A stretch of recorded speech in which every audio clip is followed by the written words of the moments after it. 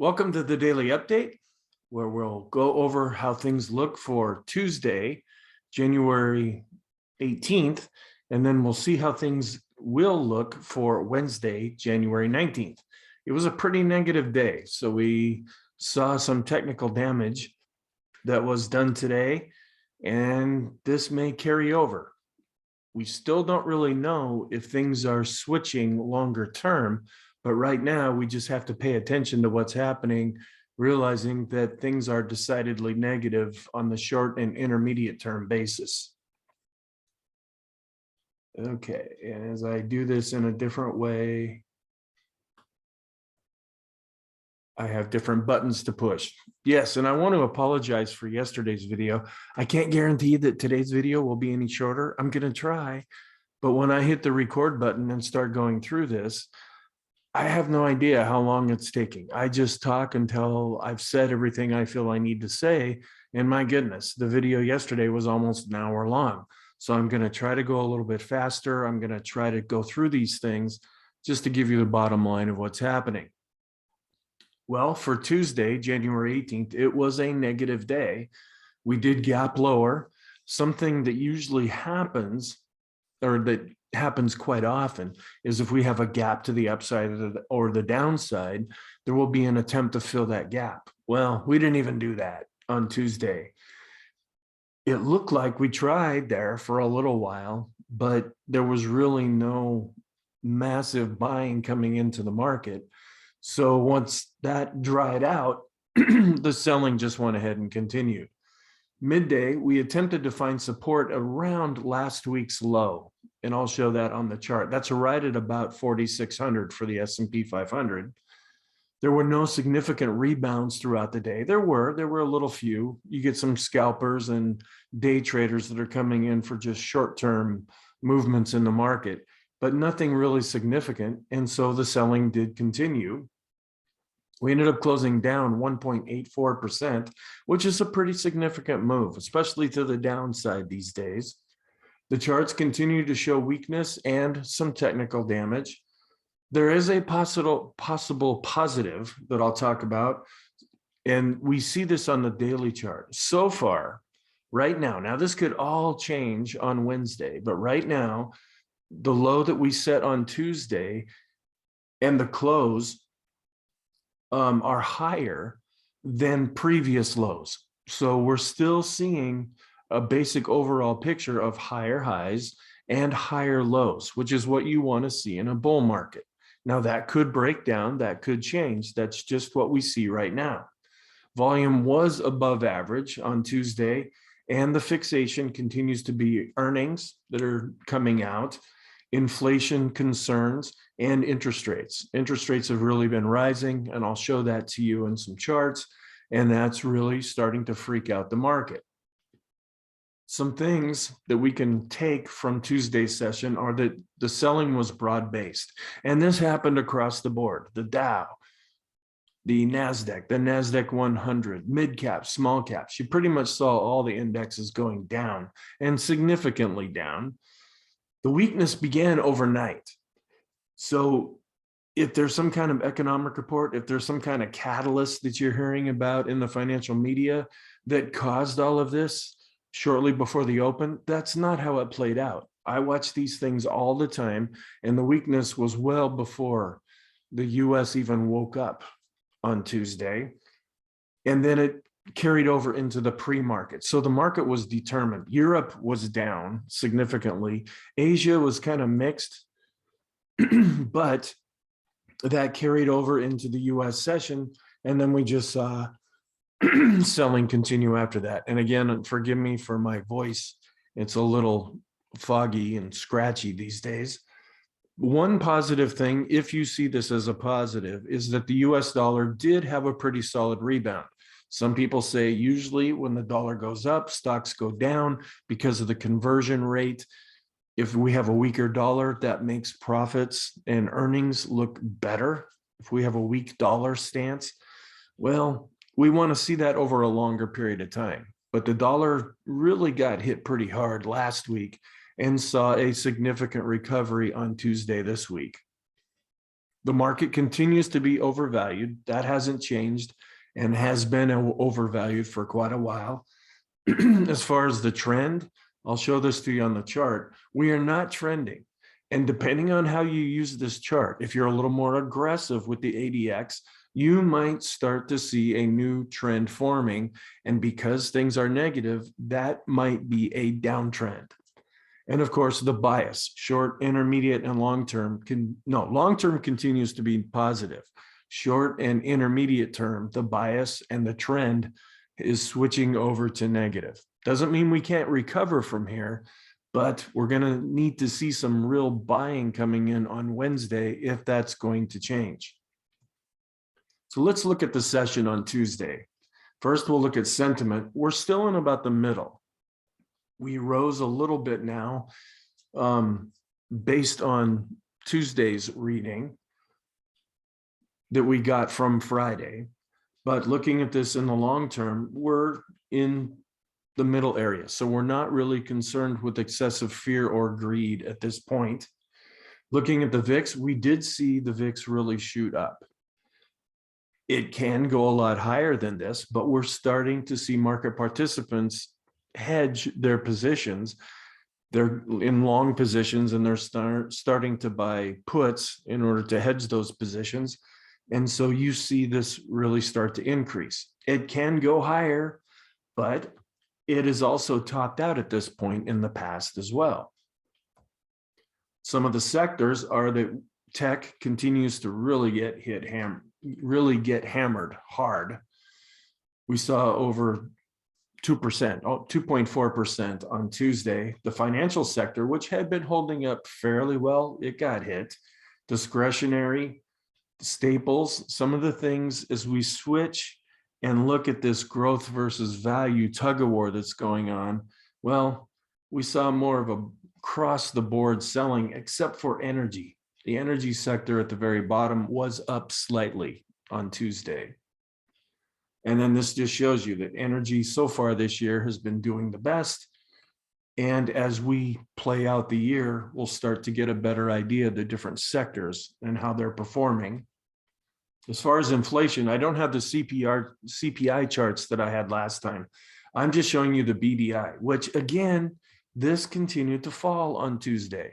Is that showing us that this chart is useless or that inflation isn't as big of a concern as we might be led to believe right now? We don't really know. We have to wait and see how that plays out. FedWatch, yes, for the upcoming meeting on the 26th of January, it's pretty much assured that they're not going to raise interest rates at the January meeting. However, in March, this continues to go higher, and they're even looking at some additional possible interest rate hikes throughout the year. The probabilities, it's too far out into the future to really tell right now, but you're starting to hear talk that 3, maybe 4, some have even said even 5 interest rate hikes. I read something else that said in March, there might even be a 0.5% interest rate increase.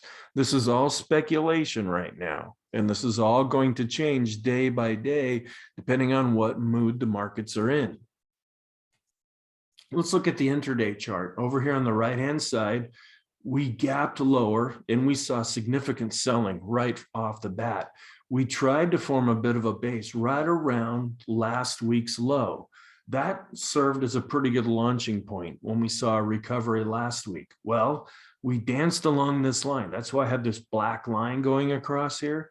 We danced across it, but really volume started to fall off and we didn't see any real significant buying. So then we dropped below that level.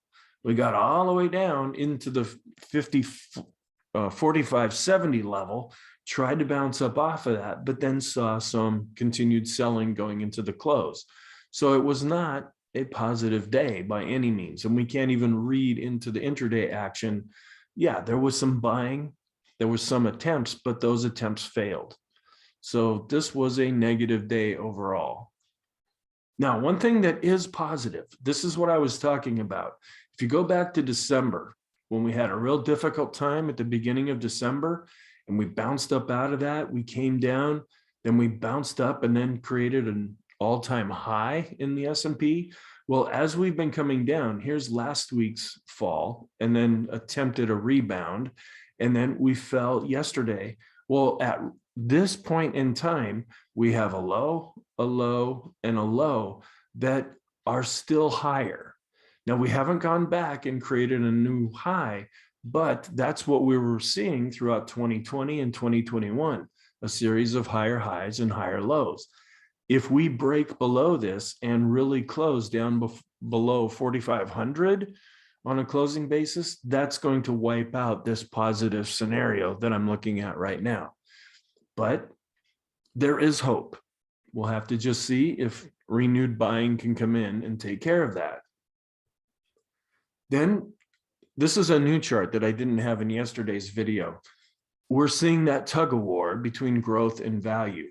And what I did is I just took a growth ETF and a value ETF, and I did a relative strength study between the two. And if you look at the top, growth versus value, you can see how we've been trailing off, especially into 2022. A mirror image of that is value versus growth, where value has seen a real increase. And that's what you're hearing about in the media, because value stocks tend to perform better in an interest rate rising environment, where growth stocks, they don't really like interest rates as much. And so people tend to shift from one group of stocks into another. Let's look at the trend. Now, this is what I'm saying, where the black line for the ADX, it crossed slightly above the 5-period exponential moving average. If you're a little bit more aggressive, you might see this as potentially the start of a trend. If you're more conservative with this indicator, we're still below 20, and I'm using a different chart than last time. And we want to see this really go up for a few days before we commit to this being a trend. If you're in your sideways strategies, iron condors, if you have credit spreads and so forth, you might want to really keep an eye on this. If you're looking at setting something up, since the red line is above and that's negative, you may want to look at doing any credit spreads above current prices because we're in a downtrend. You might want to wait and maybe leg into an iron condor if you want something above and below current prices. Just an idea, just something to think about. Maybe you set them up by legging into your positions. Maybe you set them up all as one unit. Well, if you start to get your strike prices hit, that's going to cause some extreme pain, because especially if you're doing short-term iron condors, you have a really, really crazy risk versus reward ratio. Yes, you're making some profit, but your max loss is pretty high at that point too. If you're a little farther out in the future and you're using time value to erode rather than expiration, then you can put these a little bit farther apart. Every trader is going to be a little bit different on how they do these. Okay, breadth analysis. And this is dancing around. We saw negative breadth based on Tuesday, based on price and based on volume. Also, the chart here, we're rolling over a little bit based on price. We're rolling over a little bit based on volume. Where we set a new high based on price, we're seeing a negative divergence based on volume, because it was a short number of stocks or a limited number of stocks that were really leading things higher. Well, if those 5 stocks or so, the Amazon, the Tesla, the Google, the Apple, if they start rolling over, that's going to take a lot of the S&P down with it because it's a weighted index. Then we look at the advanced decline ratio. The blue line is down and the red line is also going down. We dropped below 0. So that is some more damage that we're seeing to breadth overall when we study advances versus declines. New highs and new lows. Yes, we did see some new highs on Tuesday, but they're trailing off. We're starting to see a bit of an increase in new lows. And these charts are starting to roll over, as well as the 10-period moving average rolling over. Short term, we're looking at the 20-period simple versus exponential moving average. where the blue line has crossed below the red. That was already happening. Well, we just saw a continuation of that on Tuesday. Looking at our moving averages, the 20 is rolling over, the 50 is starting to roll over, and we're starting to see some longer weakness in the 200 moving average. The MACD is decidedly negative, both based on the line and based on the histogram. Then looking at our short-term trading oscillator, based on price, that's beginning to roll over and has gone negative. Volume is also beginning to roll over, but is still above zero. Then the McClellan oscillator, it really dropped on Tuesday, and it's well below zero.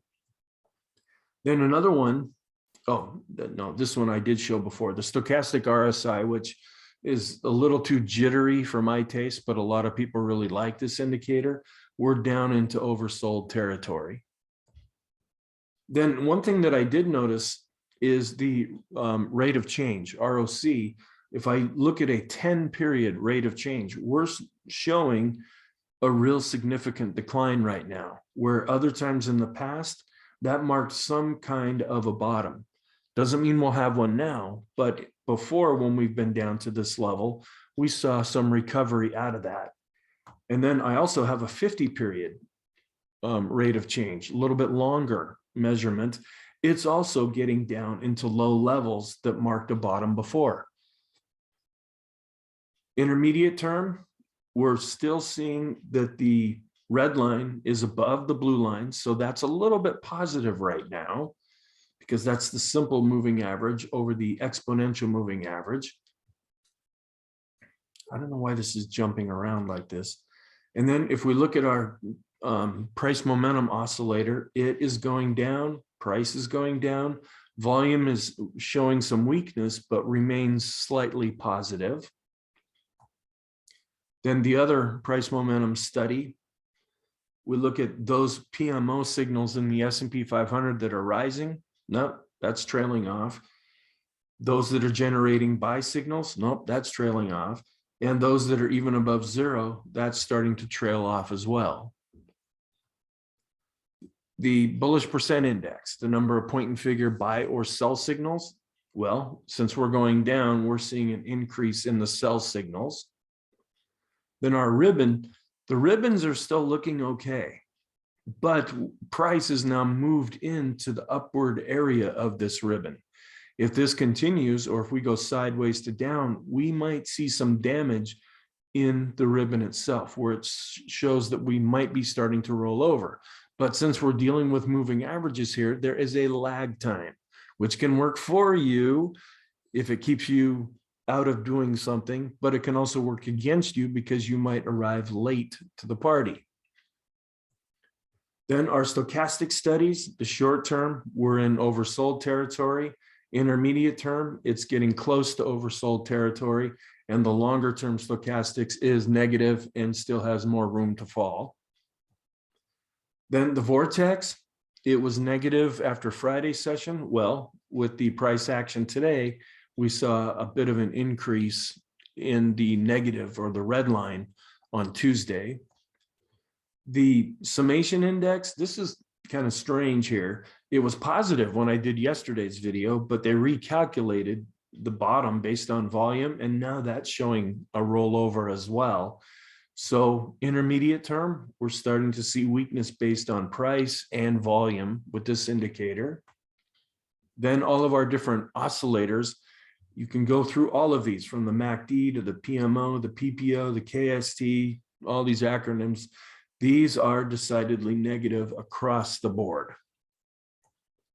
Then the CCI that I brought up in yesterday's video, we were down just about to oversold territory. Well, with yesterday's action, we're going even deeper into oversold territory. Then this is the new one that I was talking about. This is called the Williams percent R.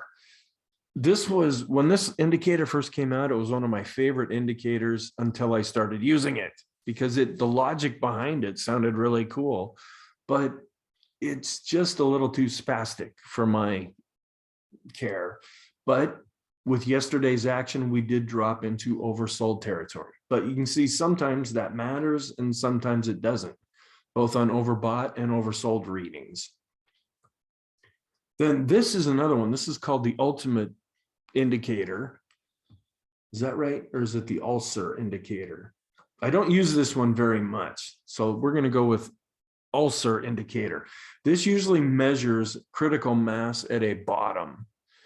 And this might show that we can get a little excited thinking that we might have put in a short-term bottom.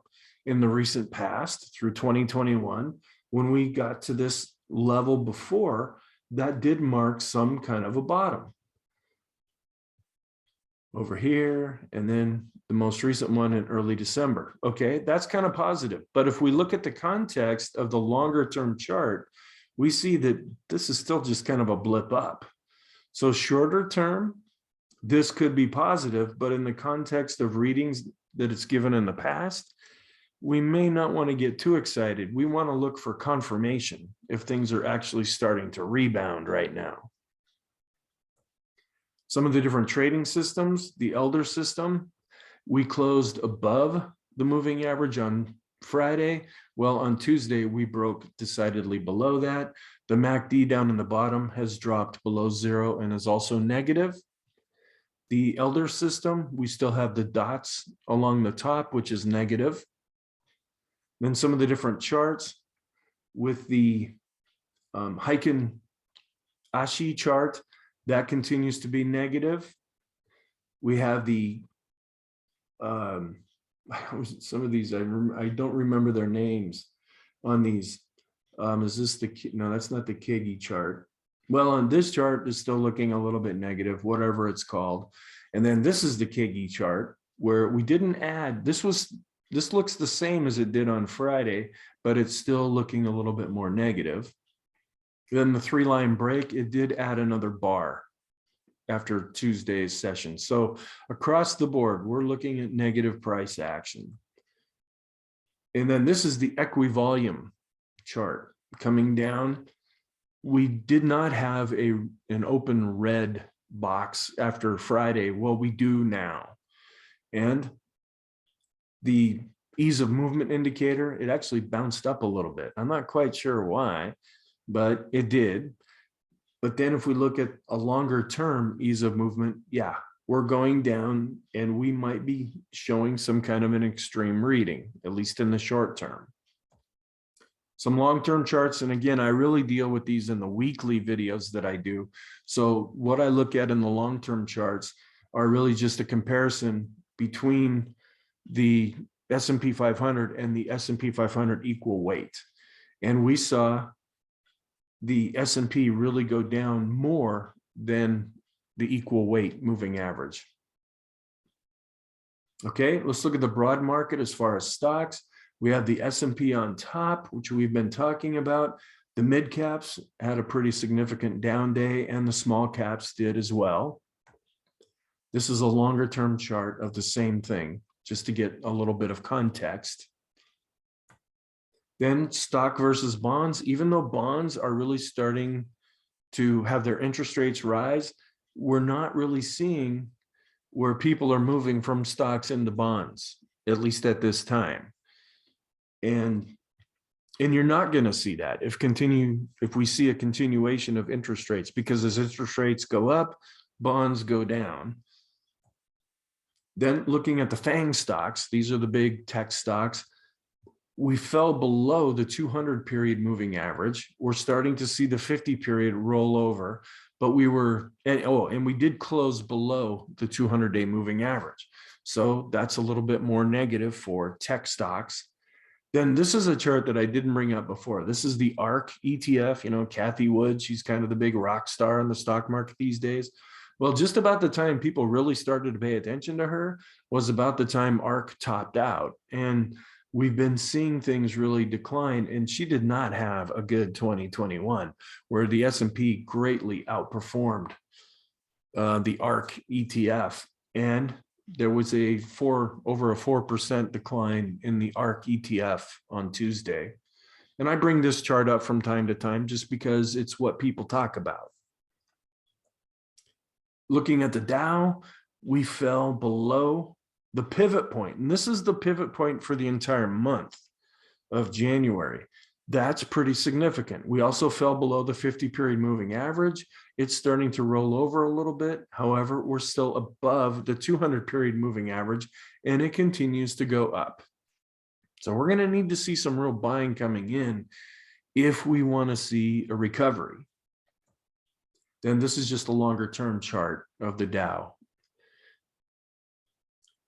Here is the Dow based on Dow theory, the Dow that we just talked about.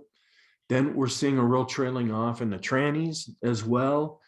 And we're seeing a non-confirmation, but we've seen those before, and these can last for a long time, where utilities, which I include in Dow theory, they made an all-time high recently, but they're showing some continued weakness right now. Here's mid caps, where we're falling below the 200-period moving average, and the 50 is starting to roll over, and we dropped below the pivot point. We actually fell below that on Friday. Well, we stayed below that on Tuesday. Then here's the NASDAQ, which is also falling below the 200-period moving average, and the 50 is starting to roll over. The NASDAQ 100, kind of the same story. We close near the lows. We'll see if we can maintain something at this S2 support level, but we're above the 200-period moving average. And the NYSE, which had been holding up fairly well. Well, it saw a pretty significant down day on Tuesday. It broke down and closed below the 50-period moving average. We'll see if this monthly pivot point means anything, if price can bounce up off of that, or if we're going to fall down through that. And this is just the Schwab all stock index, just showing that we've rolled over a little bit and are starting to come down. Doesn't mean that we're changing the overall environment, but we are seeing some weakness, which could start out short term and then go into more of the intermediate term, which is what we're seeing now. What we want to really be concerned with is the long-term trend. And so far, the long-term trend remains positive. Then the Wilshire, which are all of the different stocks, it is still holding above its 200-day moving average. And then here's a longer term look at the same chart. Then here we have this is the all world stock index. I need to start putting better labels on some of these. We're seeing a real breakdown globally, but the US makes up most of this index. So it shouldn't be a real surprise. Then looking at some of the other world indexes, China, it had a decent day and continues to show a bit of an uptrend. Emerging markets are still in an uptrend. Europe is kind of flatlined. Japan is rolling over just a little bit. And now in the S&P, we're starting to see things roll over. The broad market, based on other markets that we look at, here's copper, which has pretty much been going sideways. We like to see this really advance if we're showing economic rebound or growth in the economy. Well, for a lot of 2021, copper's really been going sideways after the COVID plunge, and it really shot up. The dollar, this is what I was talking about. This is the daily chart. We saw a pretty significant bounce. We're still below this moving average, but the blue line's still above the red for the dollar. And then if we were just to look at a weekly chart, which is just showing Tuesday's action, we bounced back above the longer term moving average. Lumber actually declined 2%, 2.25% on Tuesday. It's really been screaming. Oil saw a really significant climb, up over 1%. We're up in around the 84 level right now, which you're probably feeling when you go get gas. And then gold, which continues to chop sideways. And it's not the real great thing that a lot of the doom and gloomers out there like to say. I mean, gold is great, but if you're looking to trade the movements in gold, it's been chopping sideways for the last year. One thing that was kind of interesting is silver had a pretty significant bounce on Tuesday, but it tends to follow gold. and the blue line is below the red. So this would be a death cross here. We're still seeing a longer term downtrend with silver. The CRB index continued to show an advancement on Tuesday, which is not a surprise if we're in a high inflationary environment. And let's look at bond yields. We can see the 30-year ticked up, the 10-year, which is what we focus on the most, it shot up on Tuesday, and we're really starting to see the 5-year and the 2-year show some real life. Even the 3-month is starting to go up. I mean, it's still minuscule, but compared to what it was for a long time, we're seeing a real increase in yields. And that's what the markets are freaking out about. And then the yield curve actually went up a little bit. We really only pay attention to this when we get down into this red area. That means that there's an inverted yield curve. And sometimes that means a recession will happen, and sometimes it doesn't. Then looking at some world indexes, we still have, world bond yields. We still have the US in the lead, then the UK, then Japan, and then we're starting to get to the point where Germany might finally draw back into having a positive yield after going negative back in 2019. If we see bonds really start to go up and interest rates fall, that may wait to happen. And then looking at the world bond index, these are bond prices. So as bond yields go up, you're going to see this chart go down. And you can see overall the bonds have been declining. So they're not necessarily the safe haven that they usually are. So the markets are really starting to gyrate within sectors from growth over into value, because the yields are so low. People have to take more risk, and they do that by getting into the stock market. Now, what happened on Monday as far as the economic calendar, and I'm going to make this a little bigger. The only real report, the Empire State report came out, but that's a localized thing. The NAHB Housing Market Index, it was expected to come in at 84. It came in at 83. That's why you see this as red. It was a little weaker than expected. Then on Wednesday, we're seeing housing starts, which can have a little bit of a significant impact, and building permits. And then somewhere during the day, later on, you'll see crude inventories for oil. That will come out. We don't really have a number to freak out about beforehand.